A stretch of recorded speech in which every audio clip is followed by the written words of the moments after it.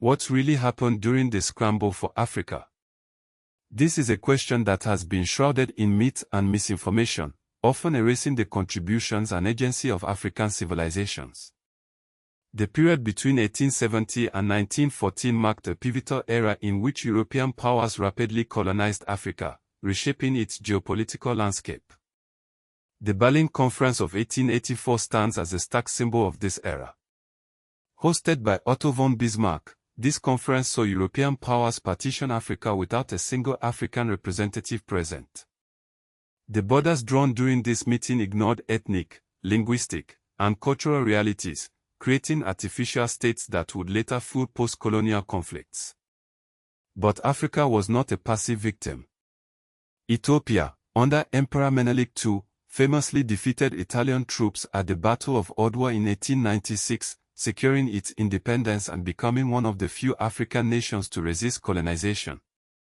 This victory is often omitted from Western narratives, yet it stands as a testament to African resistance. Another lesser-known story is that of the Kingdom of Kongo. King Zinga Nkuwu converted to Christianity in 1491 after Portuguese contact, making Kongo one of the first African states to adopt Christianity.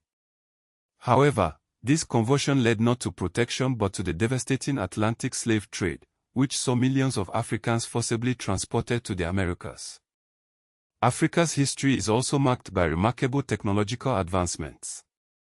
Between 1800 and 1500 BCE, craftspeople in the Central African Republic accidentally discovered iron while firing ceramics, laying the foundation for civilizations like Nok in Nigeria and Aksum in Ethiopia. These innovations are rarely highlighted in mainstream histories, yet they underscore Africa's long legacy of ingenuity. The Mfecane Wars of the early 1800s are another example of Africa's complex history. Often reduced to Shaka Zulu's expansion, these wars involved mass migrations of multiple groups, causing widespread disruption across southern Africa. The modern geopolitical shape of Africa is deeply tied to this colonial era.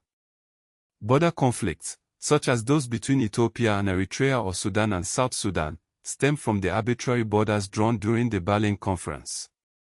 Economically, Africa's reliance on single commodities like cocoa in Ghana and copper in the Democratic Republic of Congo is a direct legacy of colonial extraction. Yet, Africa's story is not one of despair but of resilience. The decolonization wave that began with Libya in 1951 and peaked in 1960, known as the Year of Africa, saw 17 nations gain independence. This period inspired modern Pan-Africanism and efforts to reclaim pre-colonial history, as seen in the cultural revival movement centered around landmarks like the Great Mosque of Jen. The scramble for Africa was not just a story of European domination but of African resistance, innovation, and resilience. What really happened is a narrative that challenges the myths and reclaims the truth.